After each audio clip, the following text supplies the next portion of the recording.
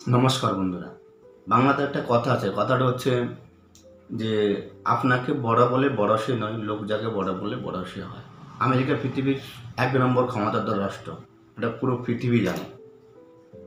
অর্থনৈতিক দিক থেকেও, সামরিক দিক থেকেও চীন, রাশিয়া, ভারত, ইসরায়েল ইত্যাদি এই সমস্ত কান্ট্রির পাওয়ার আছে, ফাইন্যান্সিয়াল পাওয়ার আছে, মিলিটারি পাওয়ার আছে। এরা কখনো নিজেদেরকে বলে না যে আমি আর গার্ডিয়ান অফ দ্য আর্থ, এ কথা ওরাও বলে না। আবার এরা এটাও বলে না we are the guardian of the sea, we are the guardian of the river. এরা এইসব কখনো বলে না।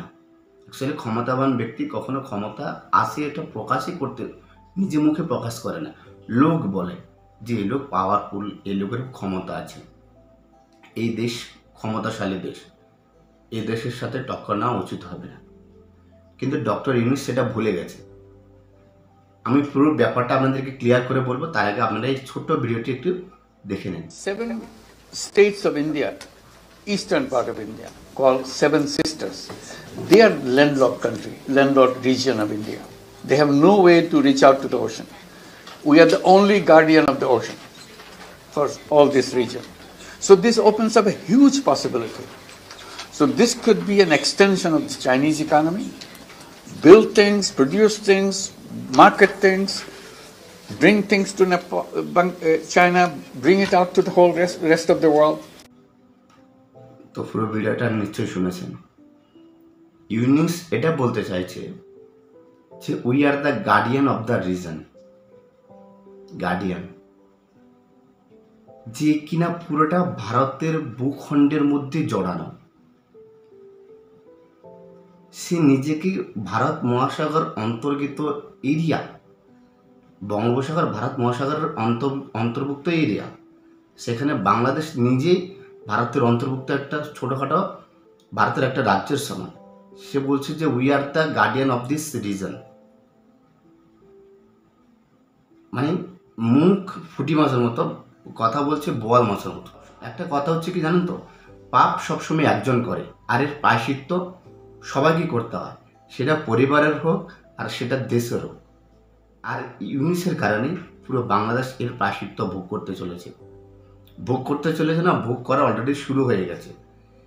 কি হয়েছে, গত মঙ্গলবারে ভারতের বিদেশ মন্ত্রণালয় যে স্পোক পার্সন আছেন রণধীর জয়সওয়াল, ইনি কি করছেন না, ভারতের থেকে বাংলাদেশ যে একটা ফ্যাসিলিটি পেত, যেটাকে বলে ট্রানশিপ ফ্যাসিলিটি, এই ফ্যাসিলিটির মাধ্যমে বাংলাদেশ কি করতো,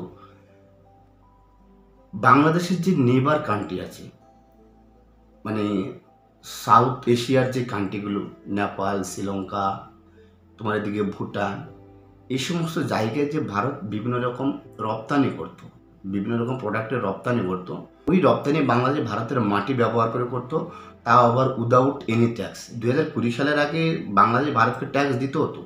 2020 সালে একটা এগ্রিমেন্টের মাধ্যমে বাংলাদেশ থেকে ভারত আর ওই ট্যাক্সটা নেয় না, ওটা ফ্রি অফ কস্ট করে দিয়েছে। বাংলাদেশের সাথে ভারতের ভালো সম্পর্ক ছিল, আর ভারত নিজেও চাইছে যে বাংলাদেশকে কীভাবে পাকিস্তানের আগে রাখা যায়, মানে ফাইন্যান্সিয়াল দিক থেকে। ওই জন্য ভারত চাইছে যে বাংলাদেশ যেন ভারতের সাথে ভারতের ফ্রেন্ডশিপ যে মুভমেন্ট আছে, ফ্রেন্ডশিপ মুভমেন্টের মাধ্যমে ভারতের মাটি ব্যবহার করে ফোর্ট, এয়ারপোর্ট, বন্দর বিভিন্ন রকম এইসব ব্যবহার করে বিভিন্ন দেশে নিজেদের প্রোডাক্ট রপ্তানি করতো, এক্সপোর্ট করতো। এতে ভারত কখনো ওদের থেকে কোনো ট্যাক্স নেয়নি। 2020 সালের পরে যে এগ্রিমেন্টটা হয়েছে সেই এগ্রিমেন্টের উপর ভিত্তি করে। আর ইউনূসের একটা ভুলের কারণে ভারত সেই সুবিধাটা কেড়ে নিয়েছে। গত মঙ্গলবারে ভারত এর থেকে যে সুবিধাটা, ট্রানশিপ যে সুবিধাটা, ওটা পুরোপুরি ফ্যাসিলিটি বন্ধ করে দিয়েছে। ওই যে একটা কথা আছে না, যে পাপ একজন করেছে, প্রায়শ্চিত্ত পুরো দেশটাকে করতে হয়েছে। লিডার এমন হওয়া উচিত, বর্তমান তো আছে, ভবিষ্যৎকেও সুরক্ষিত করতে হয়, একটা লিডার এরকমটা হওয়া উচিত। ইউনূস চায়নাতে গেছে কিসের জন্য, কোন দরকারে চায়নাতে গেছে? চায়নাতে গিয়ে ও ভারতের নর্থ ইস্ট এমন একটা জায়গা, এটা শুধু ভারতে না, পুরো পৃথিবীতে এটা একটা সেন্সিটিভ এরিয়া। পুরো সেন্সিটিভ একটা বিষয়। আর ইউনুস চায়না থেকে সেই সেন্সিটিভ বিষয় নিয়ে কথা বলছে। বলছে যে ভারতের নর্থ ইস্ট যে 7টি রাজ্য, আসাম, মণিপুর, তোমার সিকিম, অরুণাচল প্রদেশ, হিমাচল প্রদেশ, এইসব যে নর্থ ইস্ট রাজ্যগুলো আছে, মানে যেটাকে আমরা আমরা বলি না, ওরা বলে সেভেন সিস্টার্সকে বলে ল্যান্ডলক। চায়নাকে বলছে যে আপনার এখানে হিউজ অপরচুনিটি। কে বলতে বলছে ভাই তোকে চায়নাকে এসব? ওকে এয়ারবেস দিতে চাইছে। যে ভারতের যে শিলিগুড়ি করিডোর আছে, যেটাকে ওরা চিকেন নেক বলে, আমরা ওটাকে চিকেন নেক বলছি না, আমরা ওটাকে বলছি শিলিগুড়ি করিডোর।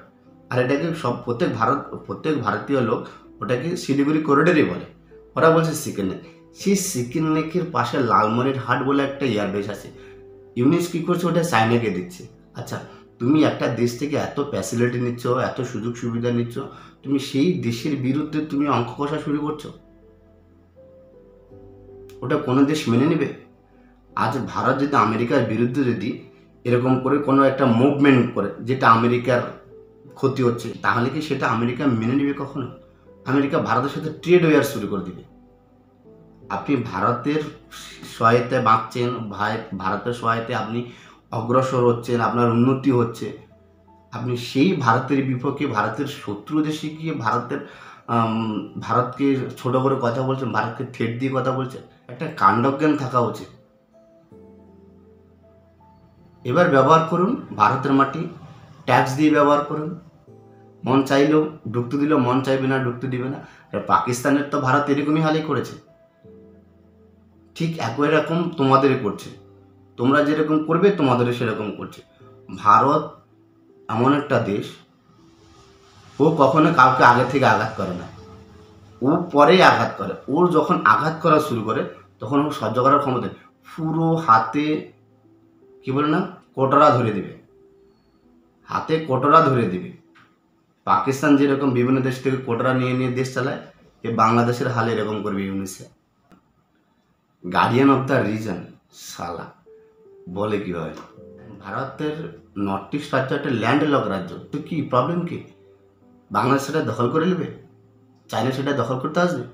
সবসময় যে থালায় খায় সে থালার সম্মান করতে হয়, যে পরের বার যেন আবার খেতে পারে, সে থালাকে ফুটো করে দিতে নেই। মূর্খ কোথাকার।